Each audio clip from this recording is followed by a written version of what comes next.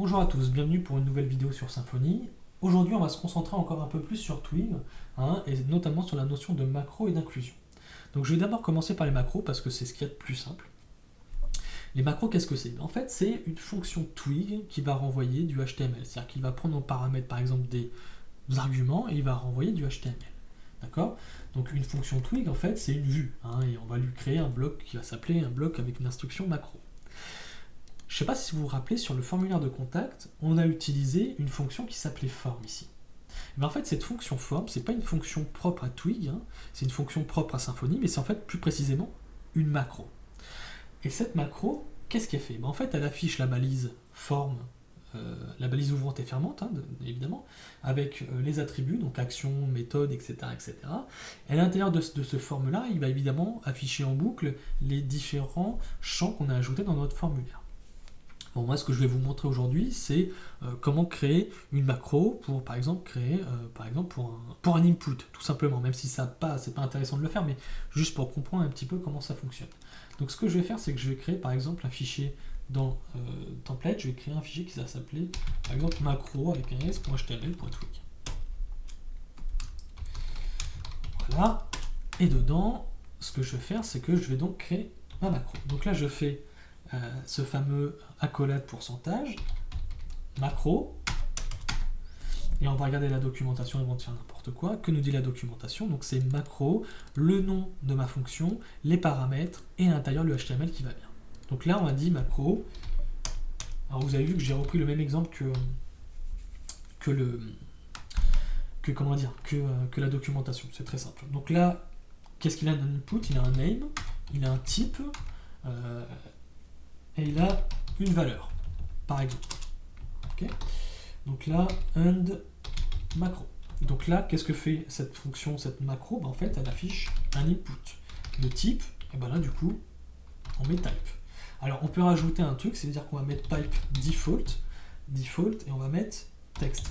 Ça sert à quoi le filtre default ici? En fait, c'est pour dire que si on ne remplit pas le type, par défaut, c'est texte. C'est un input type texte, d'accord? Donc pareil pour value, donc value, on va afficher donc value, et en default, on va lui dire c'est rien du tout. Voilà. Et enfin, le name, et voilà, par contre, on est obligé d'avoir un name, parce que sinon c'est un peu embêtant. Donc je fais ça. Maintenant, ce que je vais faire, c'est qu'il faut importer cette macro. Donc ce que je vais faire, c'est que je vais aller par exemple dans mon show, tout simplement, et je vais importer cette macro. Et pour importer cette macro, rien de plus simple, toujours se référer à la documentation. Voilà. Donc hop, on injecte notre macro.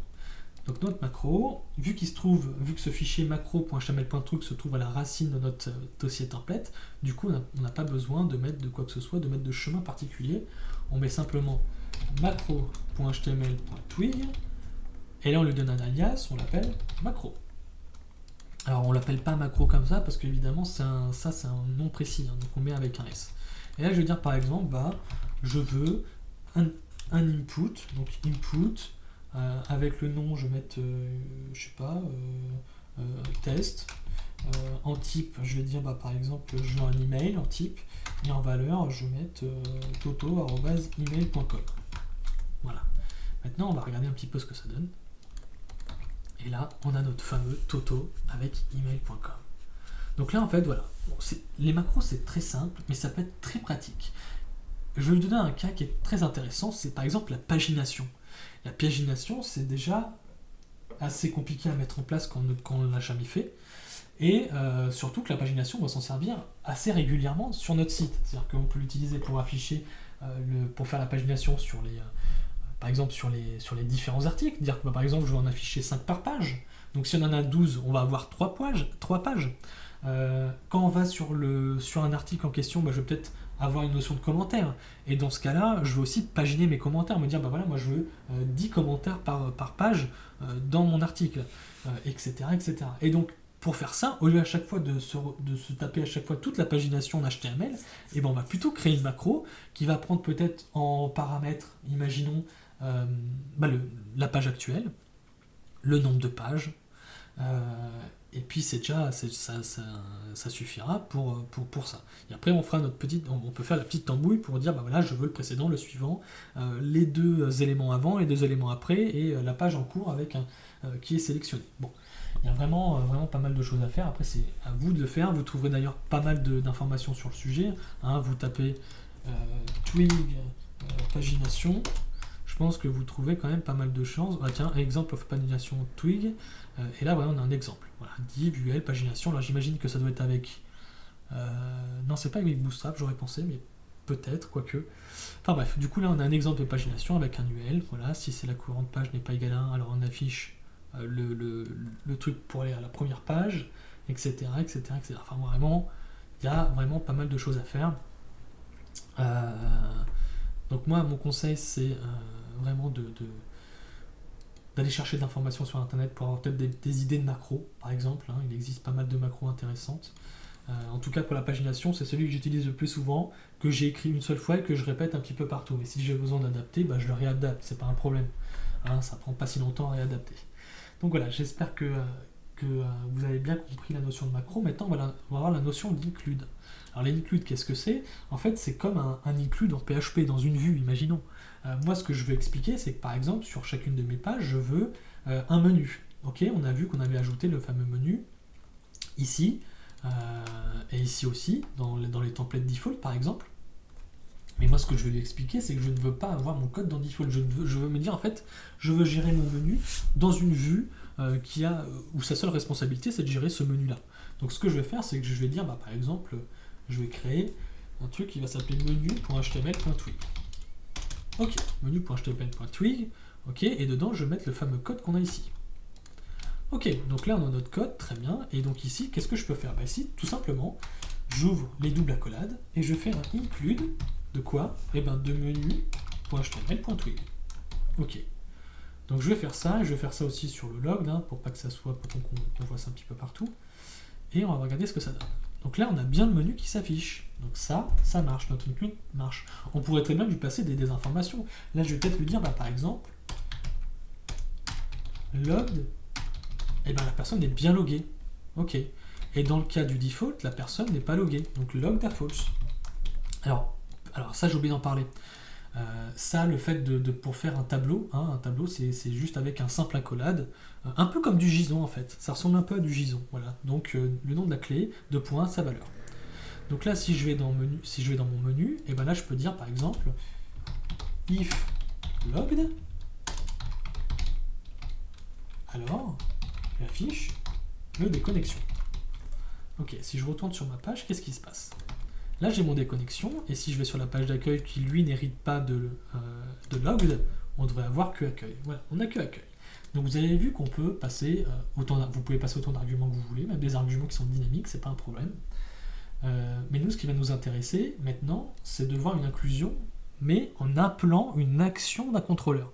Alors là, ça devient déjà tout de suite plus intéressant, parce que évidemment, là, par exemple, mon menu, eh ben, là, je l'écris, on va dire, de manière, je l'écris en dur, quoi. C'est moi qui dis, bah voilà, j'ai un item accueil, j'ai un item déconnexion, ok. Imaginons que votre application, c'est une grosse application, et vous gérez votre menu en base de données. Voilà, un peu de la même manière que WordPress, évidemment, par exemple. Donc nous, ce qu'on veut faire, c'est dire, bah voilà, ce que je veux, c'est aller faire un appel en base de données et récupérer ce que je veux. Et donc, récupérer les items de mon menu. Donc ce qu'on va faire, c'est que on va créer une petite route ici, on va créer une petite action, pas besoin de lui mettre une route, pardon. Donc on va dire par exemple public function menu, d'accord? Et lui, qu'est-ce qu'il renvoie? Bah, il renvoie une réponse. Il renvoie quoi comme réponse? Bah, il renvoie du twig, hein, évidemment. Hop, pardon. Et il va renvoyer notre menu.html.twig, et on va lui passer par exemple les items, et on va dire que c'est un tableau, hein. Donc là, on va dire on va avoir accueil, connexion, et là on peut dire voilà, connexion par exemple. On va voir ces deux items là. Alors je mets pas la déconnexion parce qu'il faudrait rajouter un petit traitement, mais c'est vraiment pas le sujet ici. Donc là je vais dire, alors ici du coup c'est plus une include qu'on fait. Ici ce qu'il faut faire c'est un render de contrôleur, d'accord? Et là on lui dit bah moi ce que je veux c'est default contrôleur, deux points, menu. Ça, je vais le copier-coller ici. Voilà. Et on va regarder ce qui se passe. Alors, il me dit, an exception during thrown default controller does not exist as service. Ok. Donc, il me dit, bah tiens, il n'arrive pas à retrouver le contrôleur. Très bien. Donc, il faut peut-être ajouter sa route. Enfin, son namespace, pardon. Donc, contrôleur, default contrôleur. Alors, dans le doute, on va faire comme ça. Hop là. Ok. Donc, ça ne marche pas. Je vais juste revenir voir ce que c'est, parce que je pense que le problème vient du fait que j'ai enlevé le abstract controller et du coup il n'est pas capable de le reconnaître. Ou à moins... Ah non, j'ai ma petite idée. Hop là. Là on est sur default. Voilà, c'était ça. Alors j'enlève juste ça du coup. En fait c'est juste parce que quand on met dans des trucs comme ça, en fait l'anti-slash permet d'échapper l'élément qui est juste après. D'accord, le caractère qui est juste après. Donc il faut qu'on échappe l'anti-slash. Donc on en met deux, c'est pour ça. Donc là, voilà. Du coup ici, on revient dans notre menu.html.twig, on fait un for item in items, parce que c'est ce qu'on récupère de notre contrôleur, and for, et on fait un li item. Ok.